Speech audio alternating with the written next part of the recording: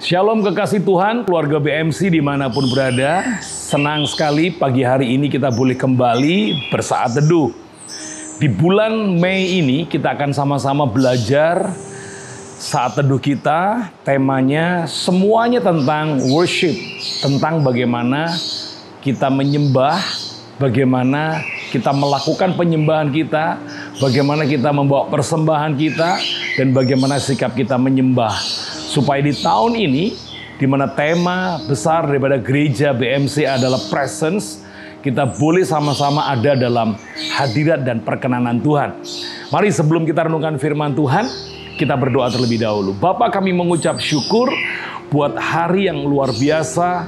Di awal minggu ini kami boleh kembali bersaat teduh bersama. Urapi kami Tuhan, tuntun kami dengan kebenaran-kebenaran firman-Mu.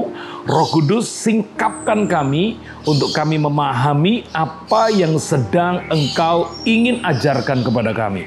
Di dalam nama Tuhan Yesus. Haleluya. Semua yang percaya berkata, amin. Nah, senang sekali di bulan ini, tidak terasa bukan? Sudah masuk di bulan yang kelima dari tahun yang luar biasa. Di mana kita belajar tahun ini tentang presence, hadirat dan perkenanannya. Kita tahu bahwa hanya dalam hadirat dan perkenanan Tuhan, maka kita akan beroleh kasih dan kita beroleh pertolongan tepat pada waktunya. Masih ingat tema tahun ini diambil dari Ibrani pasal yang keempat, ayat yang ke-16. Saya akan bacakan buat saudara. Sebab itu marilah kita dengan penuh keberanian menghampiri tahta kasih karunia, supaya kita menerima rahmat dan menemukan kasih karunia untuk mendapatkan pertolongan kita pada waktunya. Anda tahu bahwa di masa pandemi, di masa yang semua orang, bahkan semua bangsa mengalami kesukaran, Tuhan sendiri yang mengundang kita untuk menghampiri tahta kasih karunia-Nya. Untuk apa kita menghampiri Dia? Presence, hadirat dan perkenanannya, supaya kita menemukan kasih karunia dan juga kita mendapatkan pertolongan kita pada waktunya. Dan saya percaya sampai bulan yang kelima ini setiap kekasih Tuhan sudah mengalami, mau besar, mau kecil, mau biasa, mau dahsyat, saya percaya pertolongan, pembelaan, kasih anugerah Tuhan tersedia bagi kita. Nah, di bulan ini kita akan belajar tentang worship. Kita tahu bahwa penyembahan adalah sarana untuk kita boleh terhubung dengan Tuhan. Saya ulang sekali lagi, bahwa penyembahan atau worship adalah sarana untuk kita bisa terhubung dengan Tuhan. Mengapa demikian? Mengapa penyembahan begitu penting? Mari kita akan lihat sebuah ayat firman Tuhan yang menjadi bahasan di pagi hari ini. Diambil dari Yohanes pasal yang keempat, ayat 22 sampai dengan ayat yang ke-24. Dikatakan begini, kamu menyembah apa yang tidak kamu kenal. Kami menyembah apa yang kami kenal. Sebab keselamatan datang dari bangsa Yahudi. Tetapi saatnya akan datang dan sudah tiba sekarang, bahwa penyembah-penyembah benar akan menyembah Bapa dalam roh dan kebenaran.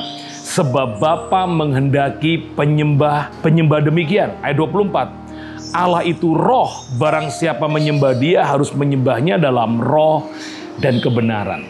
Kekasih Tuhan, keluarga BMC yang saya kasihi, Anda melihat bagaimana Yesus berkata bahwa kamu menyembah apa yang tidak kamu kenal. Pertanyaannya begini, bisakah kita ini menyembah tapi kita nggak kenal siapa yang kita sembah? Jawabannya tentu bisa. Dan ini sering kita jumpai. Atau bahkan kita juga hari ini mungkin menyembah Tuhan tapi kita nggak kenal siapa Tuhan yang kita sembah. Anda jangan buru-buru tersinggung ya. Saya percaya waktu Yesus mengatakan ini kepada wanita Samaria di sumur Yakub, wanita itu pun juga pasti tersinggung. Dia merasa bahwa selama ini dia menyembah, dia merasa selama ini dia melayani, dia merasa selama ini dia beribadah, tapi tiba-tiba Yesus berkata, kamu menyembah apa yang tidak kamu kenal. Mari sama-sama kita koreksi. Ingat bahwa penyembahan itu adalah sarana yang membuat kita bisa terhubung dengan Tuhan. Mengapa penyembahan menjadi sarana yang menghubungkan kita dengan Tuhan? Karena Allah itu roh. Dan Tuhan berkata di ayat 23, Bapa menghendaki penyembah-penyembah yang demikian. Dalam terjemahan lain dikatakan the Father's sake. Bapa itu mencari penyembah-penyembah yang benar. Kalau ada penyembah yang benar, berarti ada penyembah yang tidak benar. Tentu yang disebut dengan penyembah yang benar adalah penyembah yang mengenal pribadi sosok yang disembahnya. Dalam hal ini adalah Tuhan. Itu sebabnya mari selama 1 bulan ini kita akan belajar siapa yang kita sembah. Supaya apa yang kita lakukan dalam pelayanan, apa yang kita lakukan aktivitas kita dalam ibadah, waktu kita memuji, waktu kita menyembah, kita benar-benar menempatkan Tuhan dengan benar di tempatnya. Kita bisa melakukan penyembahan, pelayanan kita, sikap kita dengan benar. Anda tahu bahwa bicara tentang penyembahan, Tuhan tidak mau diduakan.